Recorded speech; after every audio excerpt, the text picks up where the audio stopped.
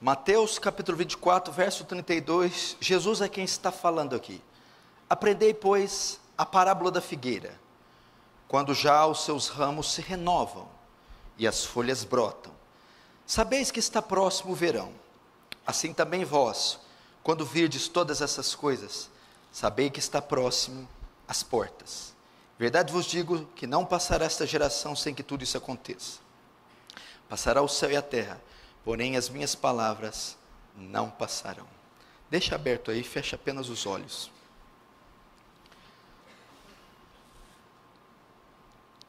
Pai Santo, acalma o nosso coração agora, para prestarmos atenção no momento mais sublime do dia, o momento da exposição da sua palavra, o momento onde o Senhor vai falar clara e diretamente com a tua igreja.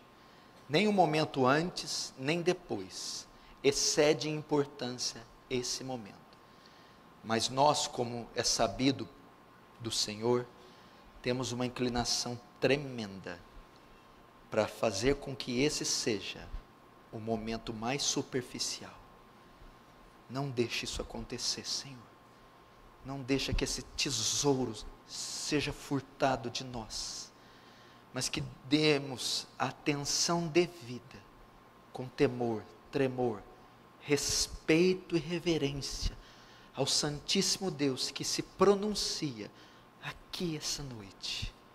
Ah, Santo Deus, resgata-nos, vem sobre nós, cobrir-nos de misericórdia, envolve esse salão todo com graça abundante.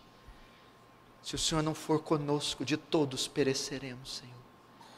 Vai, Senhor, amolece os corações, mesmo os mais duros, os mais indiferentes. Oh, Senhor, quebranta eles.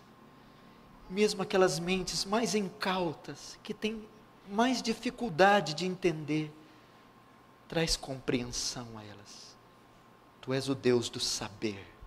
Queremos ser revigorados com a sua santa palavra essa noite. Faz teu reino avançar, Senhor.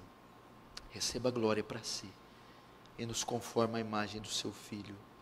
Em nome de Jesus. Amém. Presta atenção aqui no que nós vamos ouvir aqui. Como pastor de vocês, é o meu dever estar sempre alerta e atento aos acontecimentos da nossa sociedade e aos acontecimentos espirituais. E como pastor, é o meu dever conduzir o rebanho que o Senhor me confiou.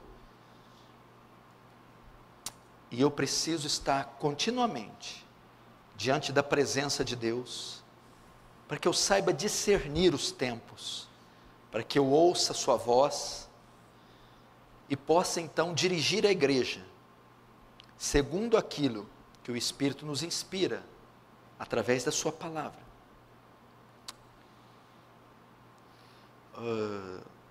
Um pastor norte-americano chamado Walt Bauckham, ele escreveu um livro sobre casamento.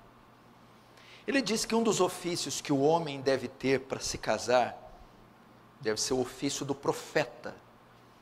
O profeta no Antigo Testamento, era que espécie de homem?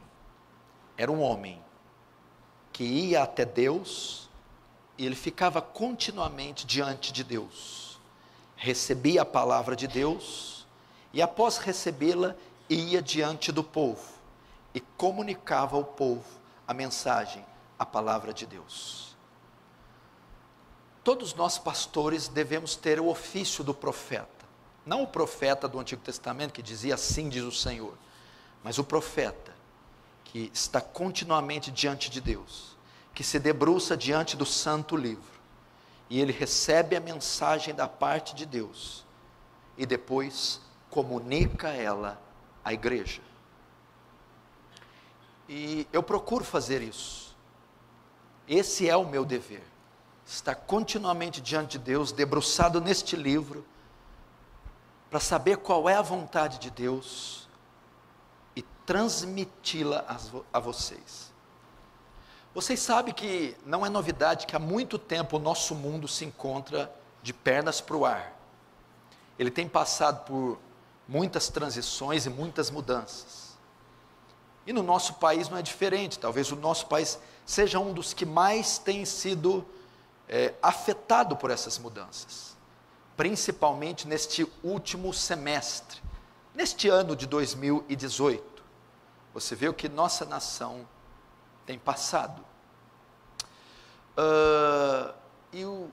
Nessa última semana, você viu, os jornais do Brasil e do mundo todo noticiaram o atentado que o candidato a presidente da República, Jair Bolsonaro, sofreu. Um atentado de morte, em uma passeata na cidade de Juiz de Fora. Ele foi vítima de uma facada que penetrou no seu abdômen 12 centímetros e quase tirou a vida dele. E eu tinha ouvido isso por cima. Depois, no mesmo dia à noite, eu vi uma foto de Bolsonaro na UTI. A foto mostrava da cintura para cima sem camisa, cheio de aparelhos, respirando ali por aparelhos e sendo medicado. E aquilo me chocou muito, me chamou muita atenção, que eu pude ver a nossa fragilidade. Um simples metal, um simples punhal, penetrado alguns centímetros dentro da nossa carne, é suficiente para tirar a nossa vida. E eu vi que podia ser eu vi o inseto que eu sou, uma coisa de nada, põe fim à nossa história inteira, bota a gente 7 palmos debaixo da terra. Só que isso trouxe mais.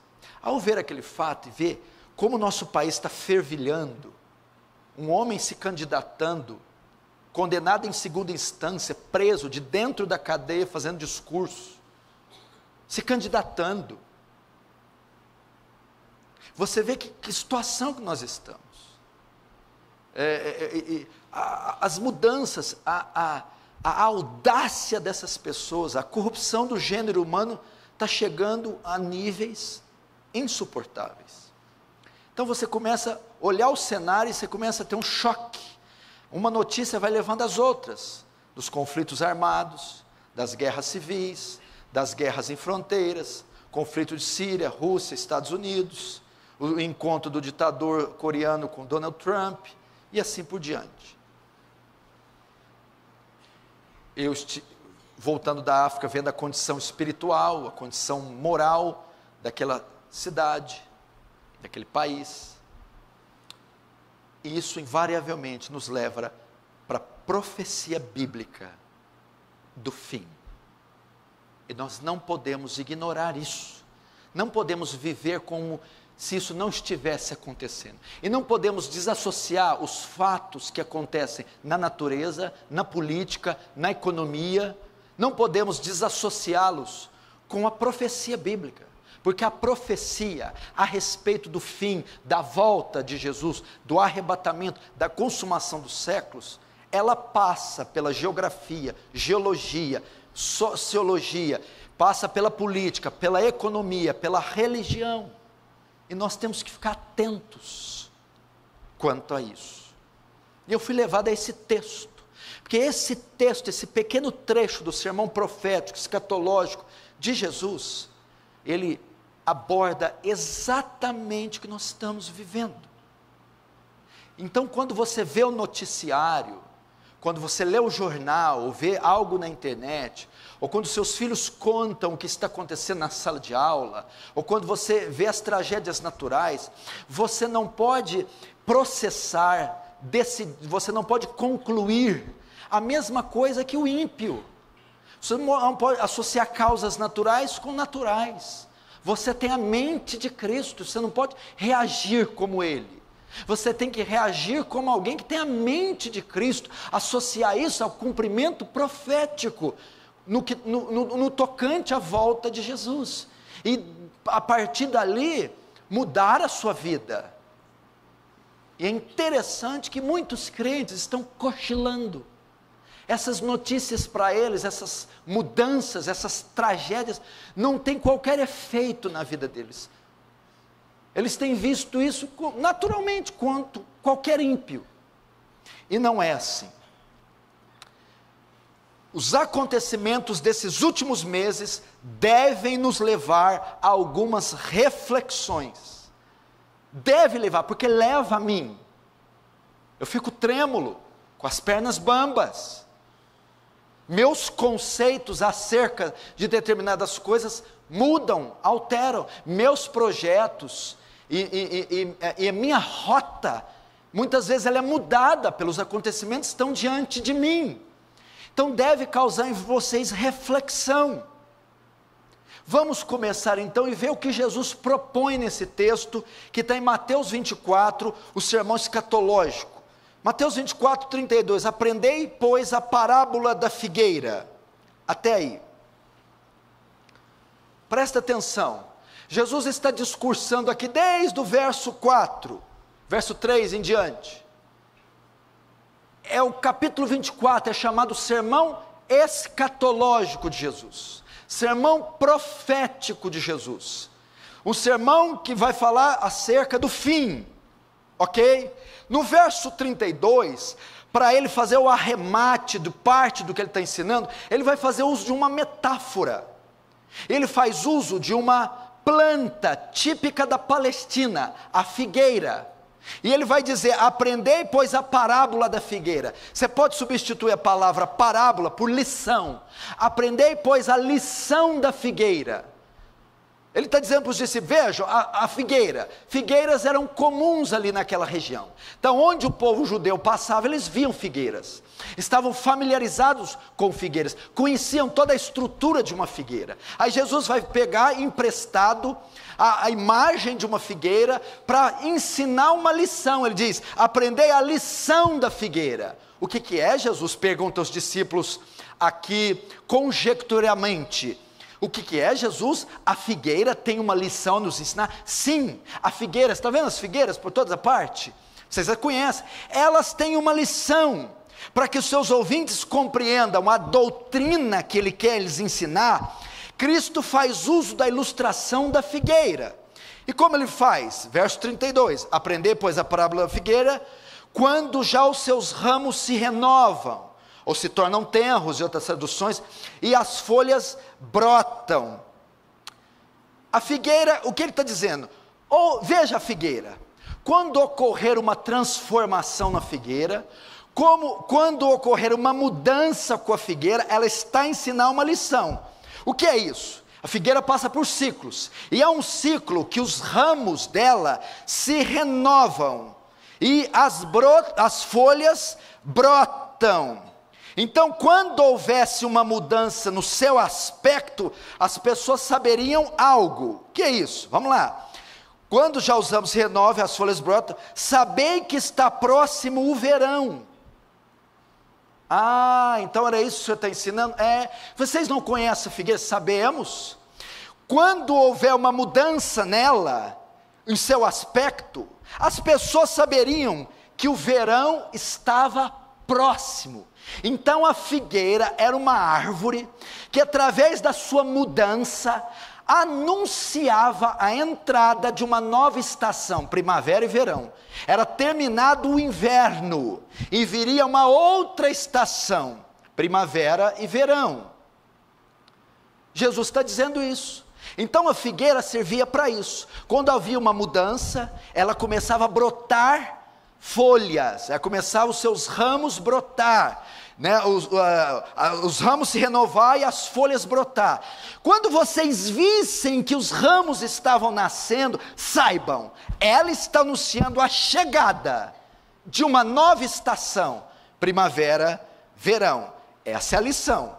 Agora o verso 33, ele vai contextualizar. Assim também vós, quando virdes todas essas coisas, sabei que está próximo as portas. Verso 33, assim também vós, quando virdes todas essas coisas. Aí o que ele vai dizer? Que coisas são essas? Veja, o mundo é a figueira, a sociedade é a figueira. A Rússia, a Síria, a África, o Brasil, a Europa, Israel, são figueiras. A sociedade é uma figueira, ok? E quando vocês vedes todas essas coisas, o quê? Quando essa figueira começar a brotar suas folhas, quando ela começar a dar sinais, sabei que ela apresenta também algo. O que Jesus está a dizer aqui?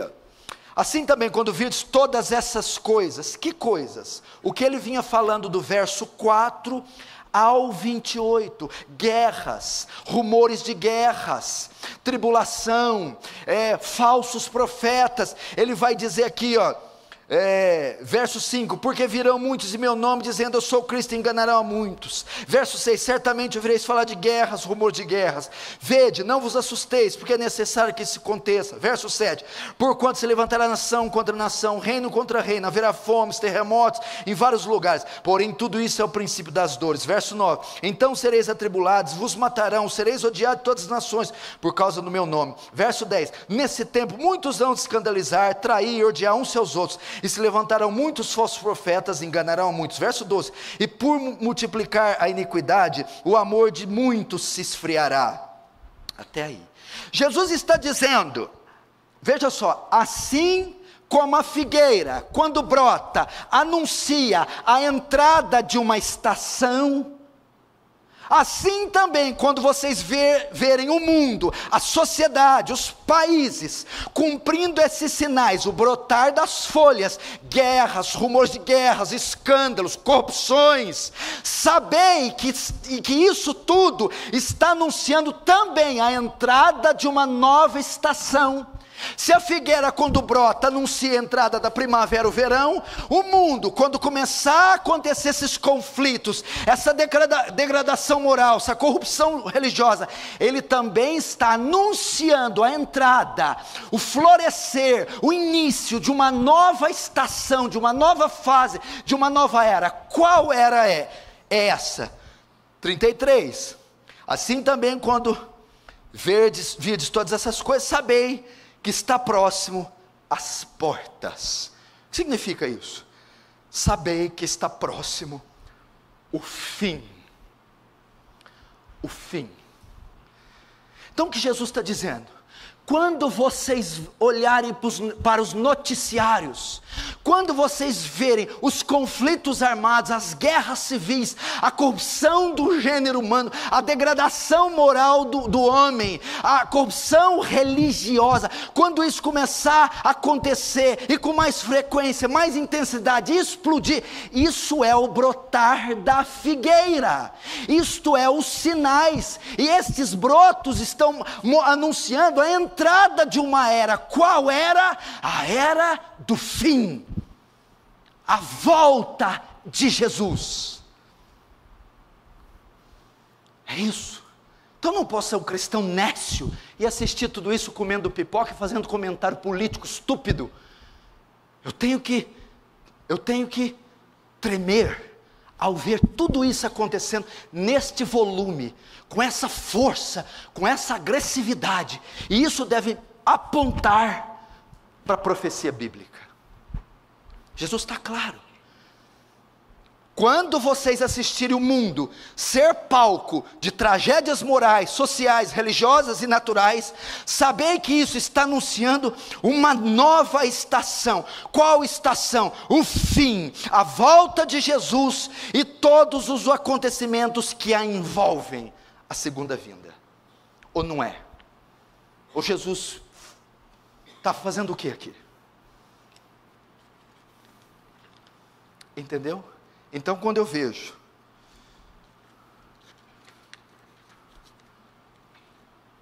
o STF querendo legalizar o aborto, a ideologia de gênero sendo implantada nas escolas, um homem condenado na segunda instância se candidatando de dentro da cadeia, descriminalização da pedofilia, um homem sendo vítima de um atentado contra a vida, guerras, rumores de guerras, pestes, fomes, terremotos, lesbianismo, homossexualismo. Eu vou para a praia? eu vou para a praia?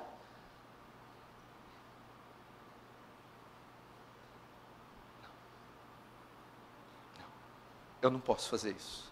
Senão tem que rasgar Mateus 24 e Apocalipse inteiro da Bíblia. Quando virdes todas essas coisas, Jesus disse, Ele deu para nós, o dia e a hora ninguém sabe, mas eu deixo sinais. Sinais para quê? Para vocês não ser pegos de surpresa. Não é sinais para matar a curiosidade de vocês. Não é sinais para vocês brincarem. É sinais para vocês se prepararem. Eu antecipo o passo, para vocês se prepararem. Sinais. E os sinais estão aí. A figueira é o mundo, a sociedade. E os ramos brotando, as folhas, são sinais. E quando nós virmos esses ramos brotando, os sinais na sociedade, epa, ó o ramo, olha lá o ramo. Sabe qual que é a ideia aqui? 2 pessoas andando. O Lucas e o João estão andando ali pela Palestina. Aí o Lucas olha, João, você está vendo, João? Vendo o quê? A figueira, João. O que tem a figueira?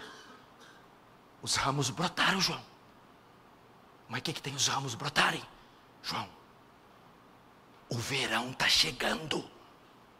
Olha só o verão, verão vai chegar, João. Essa é a ideia. Você viu, meu amor, a notícia de ontem, anteontem, hoje, amanhã? Você viu na Síria, no Afeganistão, Estados Unidos, na Coreia, no Brasil? Você viu na igreja? Você viu na geologia? Você viu? Você viu? Vi. O que tem? Jesus está voltando, meu bem. Está entrando uma estação aí. Está entrando uma era. Ela está nascendo. Ó o início dela. Ó o brotinho lá. Está chegando. Está próximo. Qual? O fim. Os sinais estão aí. Olha os brotos. Revista VIP publicou. 72% dos homens e 65% das mulheres já foram infiéis a seus cônjuges. E desses 72, 65, só 70% se arrependeram. 72% dos homens, 65% das mulheres já traíram seus maridos. Isso é um colapso. 2011 nós tivemos a maior taxa de divórcio no Brasil, 455 mil divórcios registrados em cartório, 500 mil de pessoas se divorciaram em um ano só no Brasil. Conselho Nacional de Justiça aprovou em cartório o casamento homoafetivo. Naquele mesmo ano da aprovação, só em São Paulo foram feitos 701 casamentos homossexuais em São Paulo. Você tem ideia do que é isso? Há 4 anos atrás, nós tivemos, a união estável aumentou 300% no Brasil. Sabe o que é união estável? É as pessoas morarem juntas, viverem juntas, sem o compromisso do matrimônio. 3, 4 anos atrás, no Brasil aumentou 300%. Fernando Haddad, prefeito da cidade de São Paulo, na época da sua gestão, ele quis abolir o Dia dos Pais. Não se comemorava mais Dia dos Pais, é a ideia deles. É Dia do Cuidador, não tem Dia dos Pais nem Dia das Mães. Afinal de contas, tem meninos que podem ter 2 pais e meninas que podem ter 2 mães. Do Dia do Cuidador. Quem em sã consciência que achou um dia que não ia ter mais Dia dos Pais, nem Dia das Mães? Escolas que estão colocando banheiro sem sexo. Ou seja, um menino, se quiser ir no banheiro da menina ou do menino, ele pode ir. Uma menina chegou em casa chorando, tinha feito xixi na calça. A mãe falou: o que aconteceu? Ela chegou lá sozinha, com a mochila, com a calça toda mal. O que foi, minha filha? Mãe, é que na hora do recreio eu fui no banheiro, estava cheio de menino, o banheiro das meninas. Veja as folhas da figueira, veja. Se você lembrar da novela Babilônia, no primeiro capítulo, Natália Timberg, de 85 anos, dá um beijo na boca de Fernanda Montenegro, no primeiro capítulo, também de 85 anos. A antiga comissão, ligada à antiga presidente da República, estava patrocinando a cirurgia de mudança de genitália para menores de 18 anos, paga pelo SUS, sem o consentimento dos pais. Significa que se um menino de 15 anos quiser fazer uma cirurgia plástica para remover o órgão sexual masculino e colocar um órgão sexual feminino, ele pode fazer de graça pelo SUS, sendo menor de idade, sem que os pais consintam. Olha as folhas, os sinais. Uma escola aqui de São Sebastião do Paraíso, 70 quilômetros aqui de Franca. A mãe estava corrigindo a lição de uma criança de 9 anos. Corrigindo, teve uma lição que o menino não deixou ela corrigir, começou a chorar. Ela apertou, me diz: mamãe, é que a professora nos deu uma lição. Ela disse que todos os meninos da classe tinham que beijar 3 meninas e 3 meninos na boca. E todas as meninas tinham que beijar 3 meninos e 3 meninas na boca. E gostar qual deles gostou mais. E falar qual deles gostou mais. Quando vides todos esses sinais, sabei que está próximo às portas. Veja só. A cada 10 minutos... 40 crianças são vítimas de pedofilia no Brasil. Desde que eu comecei a pregar, quase 100 já foram abusadas sexualmente aqui no Brasil. Dados da Organização das Nações Unidas diz que em 2015, 150 milhões de meninas e 73 milhões de meninos foram abusados sexualmente. No Brasil ocorrem 45 mil estupros por ano, 5 estupros a cada hora. Vejam as folhas da figueira, vejam os sinais. A AIDS foi considerada a maior epidemia do século 20 e do século 21. A AIDS já matou até hoje 30 milhões de pessoas. E hoje existe ainda 40 milhões de pessoas afetadas pelo vírus HIV. 25 milhões estão concentradas no continente africano. Existem mais de 200 tipos de câncer que matam 8 milhões de pessoas por ano. Nos últimos anos nós vimos cumprimento profético, pestes, gripe suína, gripe aviária, ebola, zika vírus. Quando virdes todos esses sinais, em todo o século XIX, ocorreram 41 terremotos, matando 350 mil pessoas, só no século XIX. Em todo o século XIX, nós tivemos 41 terremotos, que mataram 350 mil pessoas. Mas no século XX, um século depois, já havia ocorrido 96 grandes terremotos, matando 2 milhões e 150 mil pessoas. Sinais do fim. Segundo dados da ONU, 870 milhões de pessoas no mundo passam fome.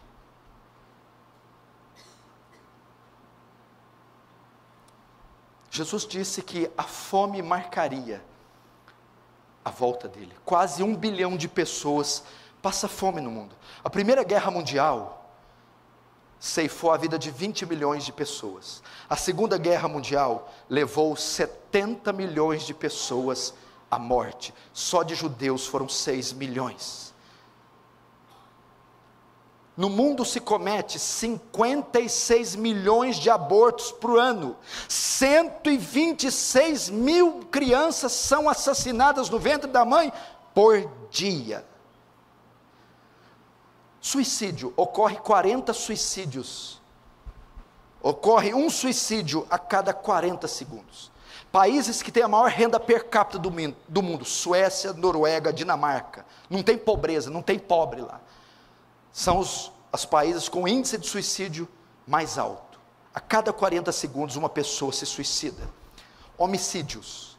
O Brasil é o primeiro lugar no ranking de assassinatos. Ocorrem 62 mil homicídios, assassinatos por ano aqui no Brasil. É considerado o país mais violento do mundo. Morrem 4 milhões e 500 mil pessoas por mês no mundo.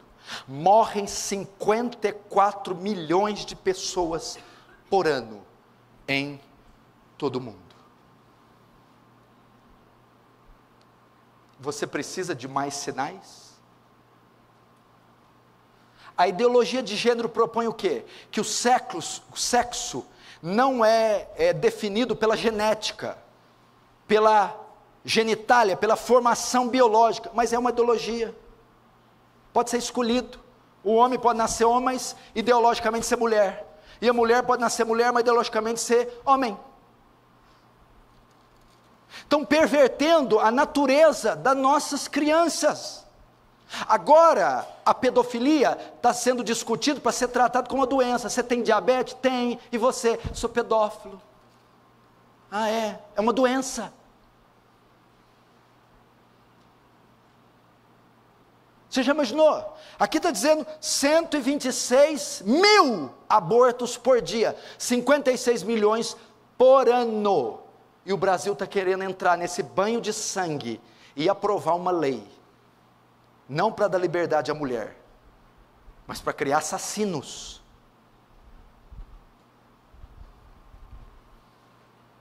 Estes dados mexem comigo, me perturbam, e isso vai de encontro com a profecia bíblica. Quando virdes todas essas coisas, sabei que está próximo o fim.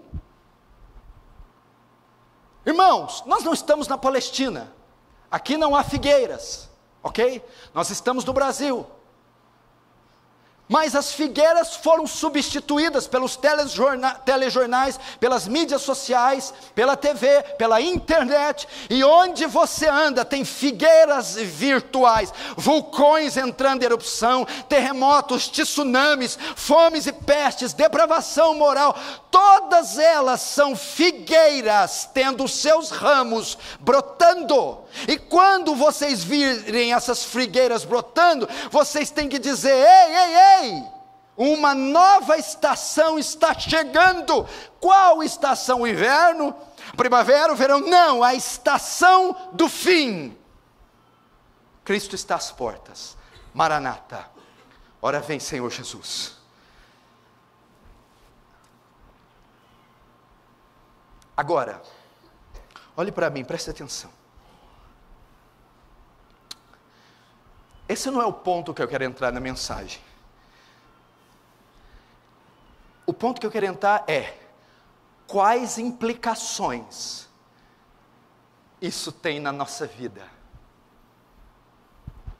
Quais implicações isso tem? Para que a profecia foi dada? Qual o motivo, a finalidade da profecia ser dada, estar registrada? E qual a finalidade de vermos o cumprimento? Qual é a implicação que tem em mim quando eu estou a andar por um lugar e me deparo com a figueira e vejo os ramos brotando, as folhas? Quais implicações isso deve dar? Simples. Estou no inverno. E eu vou me adaptar ao inverno. Vou viver conforme o inverno. Não é isso? Faço planos dentro do universo do inverno. O inverno é a minha realidade. Faço planos, me adapto, vivo conforme o inverno. Então eu ligo para esse mesmo João e Lucas: João, como é inverno, vamos sair para fazer umas compras no outlet, e vamos comprar cachecóis, luvas, casacos para o inverno. Sim, esse é o nosso plano dentro do inverno. Inverno faz frio, compramos casacos. Passo na casa do João com um Jeep Cherokee, porque eu sou bem bacana, e vamos. Quando nós estamos a caminho, com os cartões, os financiamentos, as cartas de crédito, os planos, os projetos, para nós nos abarrotarmos de roupas para o inverno, nós vamos pelo caminho. Aí o João está olhando ali, meio com olhar penetrante para a paisagem, e ele vê uma figueira, vê 2, 3, mas tudo bem. Aí ele vê a 4ª, e ele vê que as figueiras todas tinham brotados. Ele é o João que está vendo. Aí ele cultura: Lucas, que foi, João? Olha as figueiras. Quem que tem as figueiras, Lucas? João, elas brotaram. Olha, o que significa? O que tem elas brotarem? João, está chegando o verão, João. E eles indo: mas o que tem chegar o verão? João, se vai chegar o verão, para que a gente vai comprar roupa de frio? O inverno vai passar. Então Lucas, ao ver aquilo, freia, muda de marcha, e o próximo retorno, ele volta. Por quê? Não tem mais necessidade de comprar roupa de frio, de fazer planos para o frio, de estabelecer algo no universo do frio. Por quê? O frio vai acabar. O que eu estou querendo dizer? Que eu estou dentro de um universo capitalista, eu estou dentro do universo hedonista, a busca pelo prazer, a satisfação, dentro de um universo materialista, e faço meus planos em torno do que a Rede Globo, do que a sociedade hedonista, do que o mundo propõe para mim. Não é isso? O que? A vitalicidade do homem, a imortalidade do homem, né? O homem viverá séculos e séculos e não morrerá. Os prognósticos futuros de uma nova sociedade, de uma reforma econômica, de uma reforma fiscal, de uma reforma agrária, perspectivas futuristas, de um avanço tecnológico, de galgar os altos graus do saber, os corredores do saber, e eu vivo ali dentro, nessa ótica, nessa perspectiva. E quando eu estou dentro do meu Jeep Cherokee, com esses projetos de longo prazo, esses projetos para atingir o ápice, o zênite do sucesso financeiro, profissional, conjugal, amoroso, sentimental, eu estou numa rota. E a hora que eu estou nessa rota, e eu começo a olhar uma bomba de um lado, menina beijando menina de outro, crianças sendo estupradas de outro, terremotos, furacões, epa! Eu tenho que mudar a minha rota.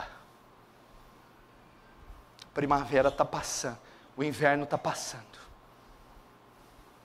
Tenho que mudar a minha rota. Que vai adiantar roupa de frio no verão? Vou gastar dinheiro, vou gastar passaporte, vou gastar viagem, vou gastar tempo, e vou ser um tolo, estúpido, com um casacão de pele até o pé, em pleno verão. Da mesma maneira, esses acontecimentos anunciam uma nova etapa da sociedade, uma nova fase da vida, uma nova era que vai se instalar, se estabelecer.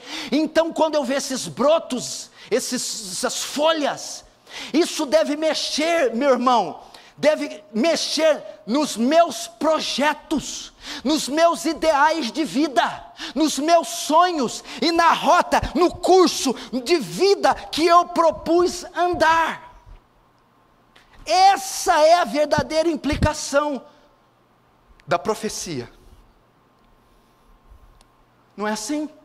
Você prepara uma viagem, Rafael Bruno. Você vai viajar. Você vai viajar para as ilhas do Caribe. Você está tranquilo projetando com a Thalita, e você compra e faz isso. De repente a meteorologia diz: chuva, tempestade, neve. O que você vai fazer? Mudar a rota. Você vai adiar a viagem. Você vai mudar, vai para outra região. Porque a meteorologia, ela anuncia uma estação, um acontecimento, uma chuva. E eu não sou estúpido de entrar no avião sabendo que vai ter uma tempestade. Então aquele anúncio faz com que eu mude de rota, para que eu preserve a minha vida, não morra, o avião não caia. Aliás, nem que eu queira, eles não têm ordem para decolar. Não é assim? O voo é cancelado, a viagem é mudada. Irmãos, eu quero dizer a vocês que estão nesse marasmo, que estão, meu irmão, possessos de consumismo e de ganância financeira, ou que estão alienados do cumprimento bíblico. Olhem para a figueira, irmão. Olhem para os acontecimentos, olhem para os dados que eu disse. Foi esta semana que um candidato sofreu atentado com a facada. Foi este ano que o STF propôs apoiar o aborto, que Trump encontrou com o coreano, que nós tivemos escândalos na igreja, escândalos em todas as partes. Foi este ano que você viu vulcões entrando em erupção, novos tremores, milhares morrendo. Foi este ano e alguns anos a cartilha da erotização infantil nas escolas. É agora, são autênticos, são atuais. E isso deve provocar em você mudança da rota, mudança do estilo de vida, mudança dos seus planejamentos. Só um louco compraria um casaco de peles no verão. Só um louco entraria num jipe, num avião, enfrentaria uma tempestade.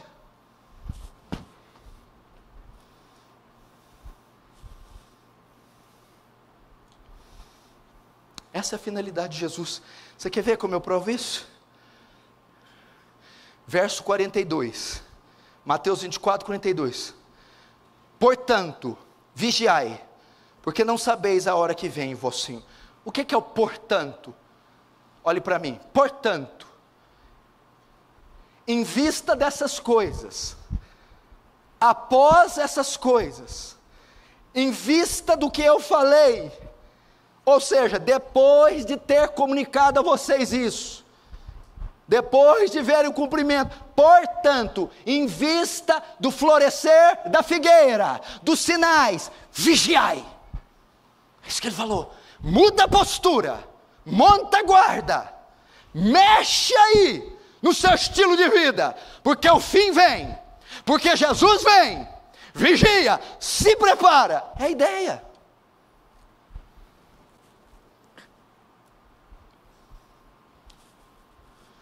É a ideia. Irmãos, não podemos ficar indiferentes quanto às coisas que ocorrem à nossa volta. Vigia, só que presta atenção. A própria Bíblia denuncia que os homens estariam fazendo diametralmente oposto o que Jesus pediu. Num tempo onde nós deveríamos ver as figueiras, os sinais, e ficarmos todos alertas, o público seria tomado por sono, indiferença, se não vejamos. Veja só o verso 38, 37. Pois assim como foi nos dias de Noé, também será na vinda do Filho do Homem. Então veja só, ele está fazendo um paralelo. Próximo à volta de Jesus, estará semelhante ao tempo de Noé. Como estava no tempo de Noé? Vamos lá, 38. Porquanto assim como nos dias anteriores ao dilúvio, o que precedia o dilúvio, que precedia a volta de Jesus, os homens comiam e bebiam, casavam-se e davam-se em casamento, até o dia que Noé entrou na arca, e não perceberam, note aí, não perceberam, senão quando veio o dilúvio, e os levou a todos. Assim também será na vinda do Filho do Homem.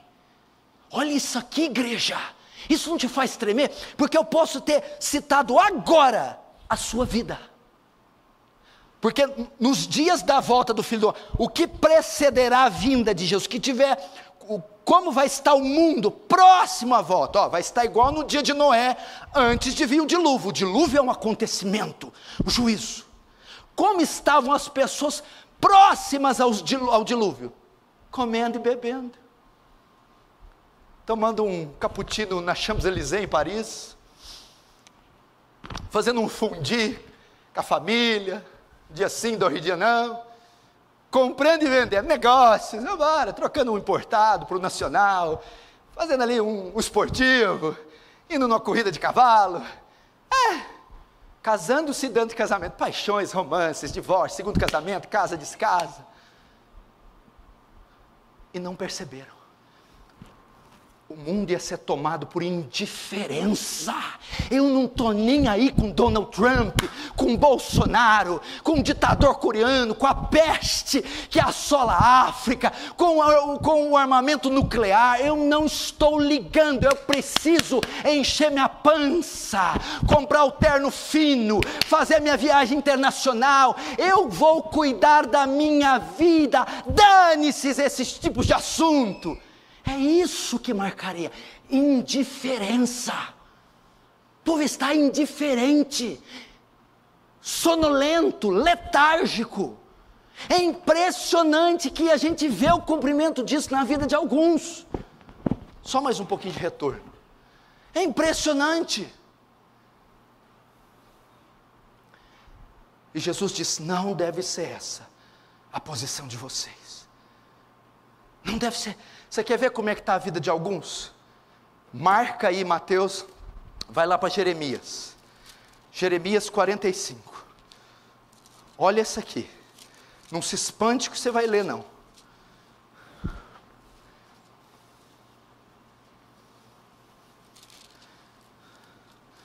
Jeremias 45.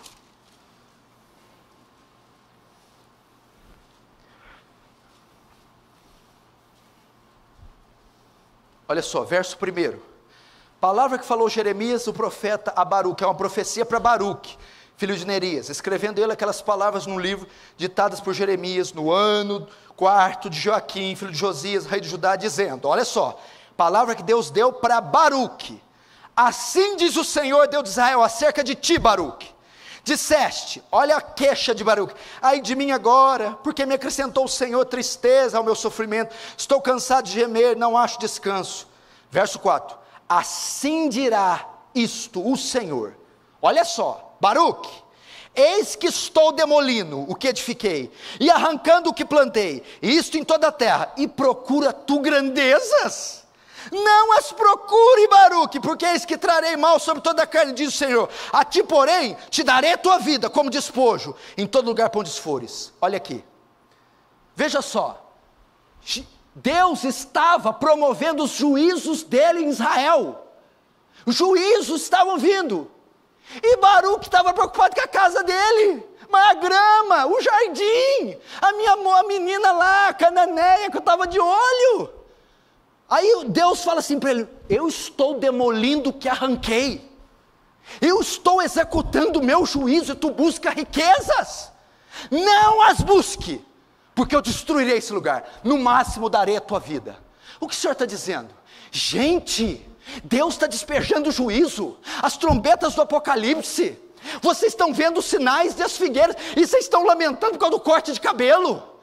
Vocês estão procurando grandezas, posições, posturas, em meio ao juízo, vocês estão vendo. Aí dizendo: não as procure, não procure. Estou demolindo o que edifiquei, arrancando o que plantei, e procuras tu grandezas?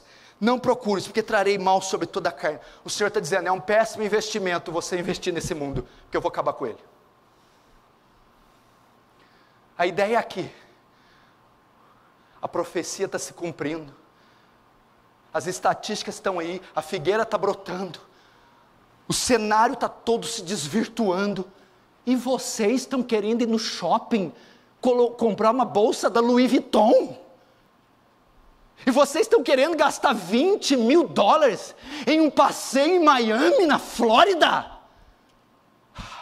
É isso que o Senhor está dizendo. Pastor, é muito radical o que eu estou dizendo. Gênesis 1 e Apocalipse 22, tudo é radical. Nós não somos daqui, gente. Vocês esqueceram? Ei, você não é daqui, filho. Você só está de passagem, filho. Você é peregrino, filho. Aqui não é tua pátria, aqui é o deserto. Você está indo para Canaã. Não tente montar o teu castelo no deserto. Não é o deserto.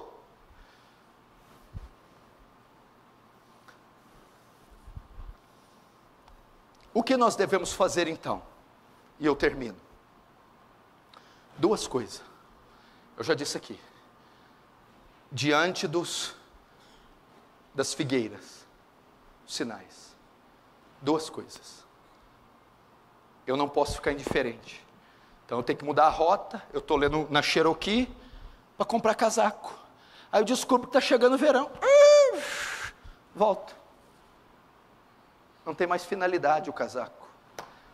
Meu universo estava construído dentro do inverno, agora eu tenho que construí-lo dentro do verão, outra realidade. O meu universo estava construído dentro de paz, prosperidade, amor, relax. Agora o meu universo vai ser construído dentro do quê? Guerra, fim, volta de Jesus. E eu mudo a minha rota. Duas coisas a fazer. Duas coisas. Uma na vertical, outra na horizontal. Na vertical, minha vida para com Deus, de mim para Deus.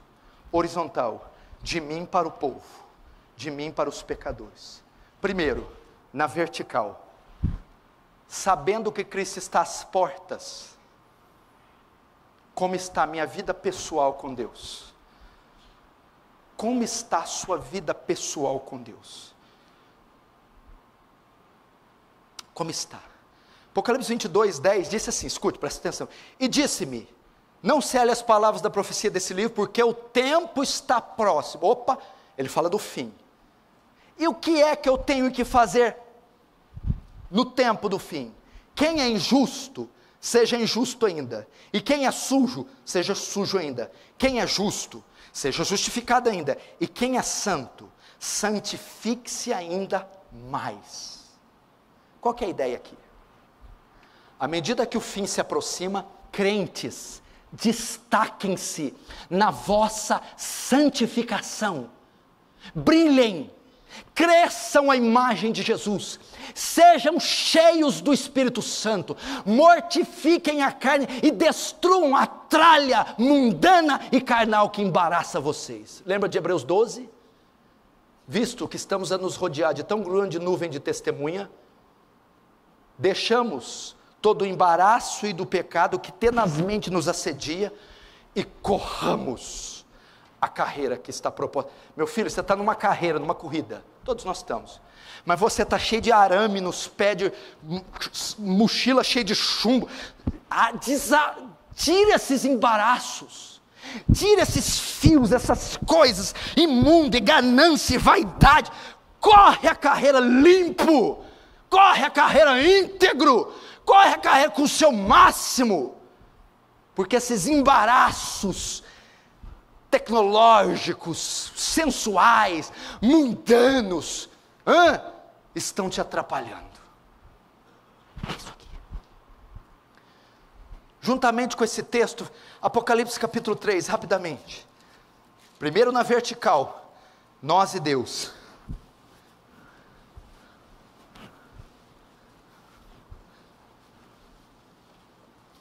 Apocalipse 3, verso 11, olha só, eis que venho sem demora, fala do fim, no fim, o que eu faço, próximo à sua vinda? Conserva o que tens, para que ninguém tome a tua coroa. O que ele está dizendo? Qual deve ser nossa atitude nesse tempo? Eis que cedo venho, quando vides esses sinais, sabei que está próximo o fim. O que eu devo fazer? Conserva o que tens, guarda. O que é isso? Conserva a fé, conserva a verdade, conserva a pureza, para que ninguém te roube a coroa. O que é isso? A minha coroa pode ser roubada? Ele está dizendo assim, já que Cristo está às portas, confirma a tua salvação. Certifique-se que você está pronto para ir. Certifique-se que você está pronto para encarar o que está por vir.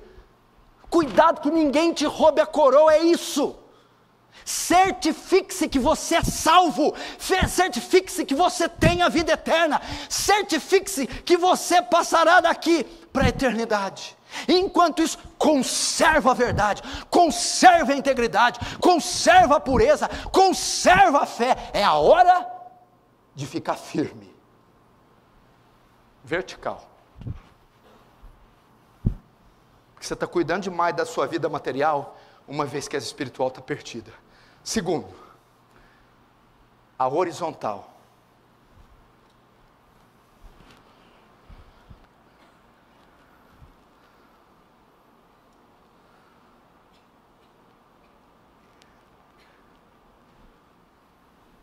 A figueira anuncia um evento.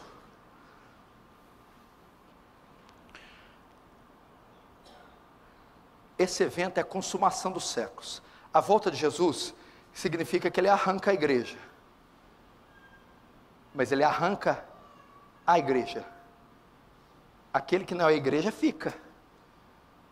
Tem uma onda vindo, 300 metros de altura. Ela vai devastar tudo. A igreja está provida de um colete. Você tem um colete. O Evangelho, a salvação é o teu colete. Pode vir a onda, você está seguro, você não vai afogar. Você já tem seu colete, o Espírito Santo, a vida eterna, o perdão. Você sabe que a onda está vindo. Você sabe que ela vai matar tudo e todos, salvo aquele que tem o colete. Olha para tua mãe, ela está sem o colete. Teu pai, sem o colete. Teu vizinho, teu filho, tua esposa. O que você tem que fazer sabendo que essa onda está ali? Sair com fardos de coletes, ir colocando no máximo de pessoas que você conseguir, para que elas se salvem. A vertical é pregar o Evangelho, é levar essas pessoas a entrar no mesmo barco que você está. Veja só comigo, acompanhe comigo, Ezequiel 33, que outra bomba, Ezequiel 33.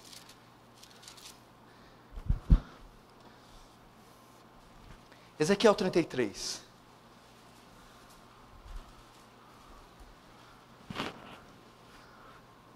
Ezequiel 33, verso 1.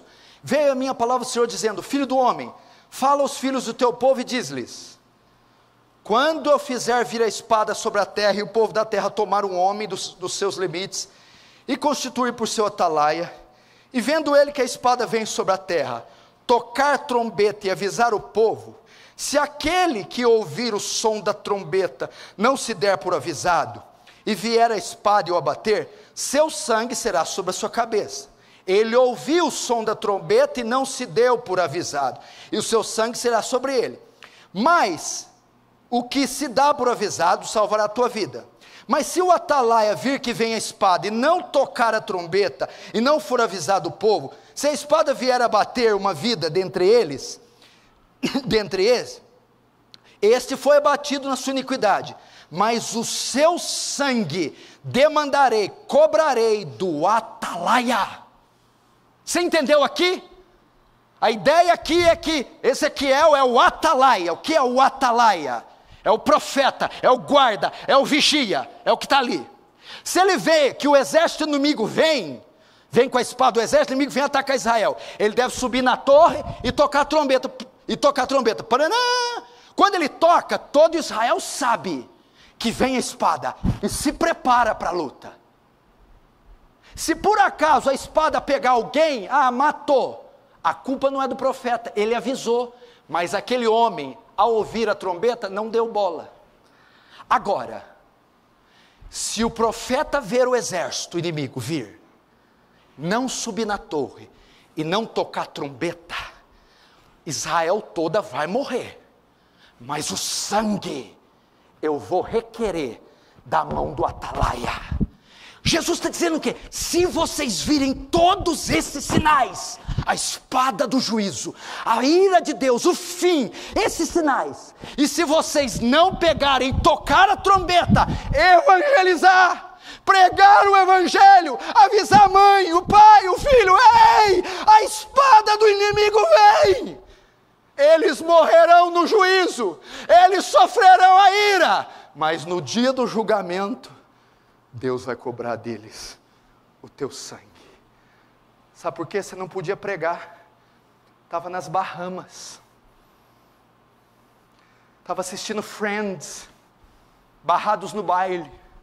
Estava indo no cineminha.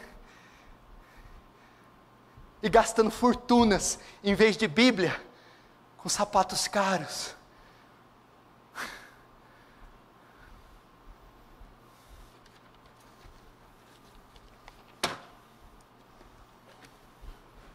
Vertical, eu e Deus. Santifique-se ainda mais, brilhe, destaque-se.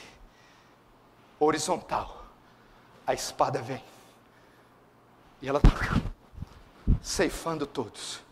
Sobe na torre, atalaia, sobe na torre, profeta, e prega o evangelho, porque eles não têm tempo. Eu termino com isso aqui. Nós vamos aprender com o diabo agora. Você sabe que o diabo ensina? Não é possível que o diabo é mais inteligente que alguns aqui. Apocalipse 12.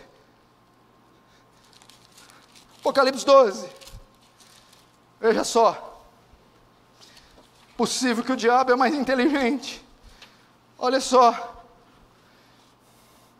Apocalipse 12, verso 12. Por isso festejai, ó céus, e vós, o que nelas habita, ai da terra e do mar, pois o diabo desceu até vós, cheio de grande cólera, sabendo que pouco tempo lhes resta. O diabo tem uma precisão escatológica tremenda. O que é isso aqui? Veja só, o diabo sabe ver os sinais do fim. Ai de vós, ó terra, ele foi despojado do céu na ressurreição e ascensão de Cristo. E ele sabe que o tempo dele é curto. Ele sabe que vai haver a parousia, a volta de Jesus. Ele sabe dos sinais, que Cristo está à porta. Então ele está cheio de cólera. Ele vai usar o máximo do tempo que ele tem para enganar, matar, roubar, destruir, porque ele sabe que o fim se aproxima e ele não para, não descansa e age com todo o seu poder. Será possível que nós não podemos fazer o mesmo ao contrário? O diabo, sabendo dos sinais, sabendo que Cristo está às portas, ele não descansa, ele não para, ele emprega força, emoção, inteligência, tudo para promover o seu reino maligno. E nós? E nós?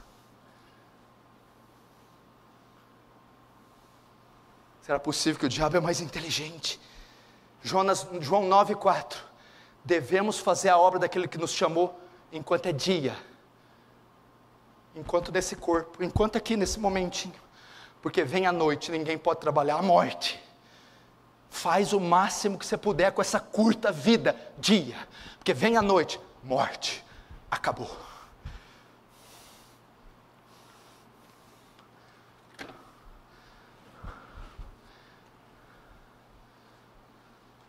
Brincadeira, não é, Jerônimo? Não vai perder para o diabo, Jerônimo? Não é possível, gente.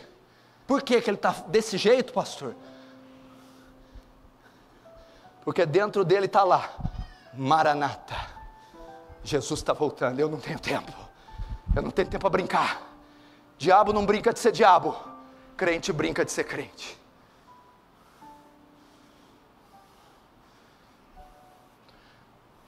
O diabo podia dizer, se eu tivesse mais tempo, se o fim fosse muito mais longe, eu podia estar preocupado com outras coisas. Não estou.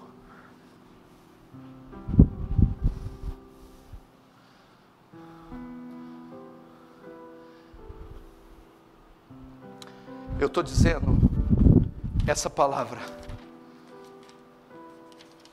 à luz do que eu preguei aqui, à luz das estatísticas. Não sou eu. É a Organização Mundial de Saúde, é a Organização das Nações Unidas. São as entidades mais respeitadas, sérias do mundo. Estão dizendo isso. São os jornais, é a mídia. Pastor, o que eu tenho que fazer? Amanhã cedo tem uma reunião das 6 às 9 da manhã para orar. Vem orar. Quarta-feira tem uma reunião de oração aqui, das 7h30 às 8h30, vem orar. Sexta-feira tem uma vigília 11h30, vem orar. Sábado jejua, em vez de ficar enchendo a barriga de iguaria. Jejua para tua mãe, porque ela vai morrer sem Cristo. Jejua para esse povo. Recentemente eu fui num velório. E Salomão é muito sábio quando diz, é melhor ir no velório que uma festa. Você sabe o que é a tensão no velório? Todo mundo está ali consternado, aí você chega, o caixão está ali. Aquela pessoa envolta em flores. A pele está de outra cor, ela está inerte, ela está gelada. E se você não conhece, se é só um convidado, você não tem nenhuma ligação afetiva. Mas você se pensa. O dia que eu velar a minha mãe, meu pai, meus filhos, minha esposa, aquele amigo querido, e eu souber que eles morreram sem Jesus, o que vai valer toda a minha fortuna,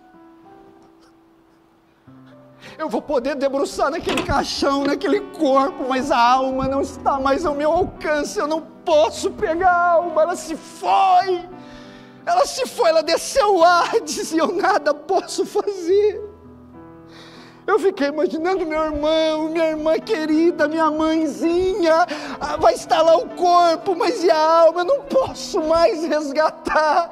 E eu vou dizer por que eu não orei mais, não jejuei mais, porque eu não preguei, porque eu não fiquei usando a minha estúpida vida e usei com tanta coisa tola, e eu não abracei essa causa.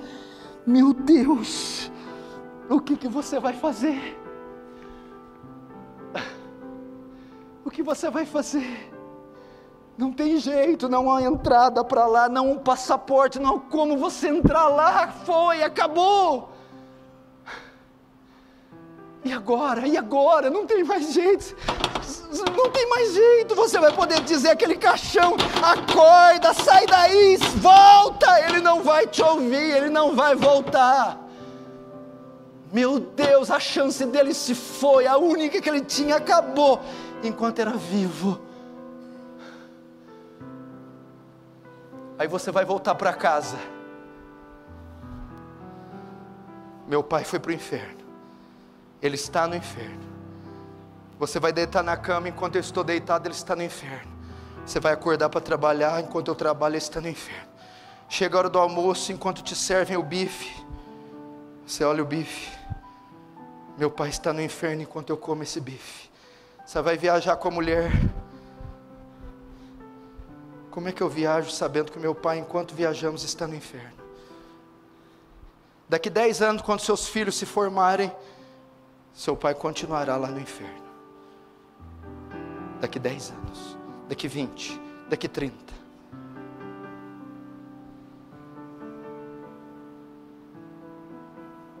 Ainda quer tomar o cappuccino lá em Paris? Quer? Vai.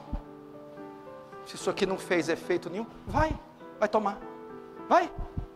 Deixa os ramos aí com a gente, deixa os sinais com a gente, deixa que a gente cuida deles. Vai para lá, vai.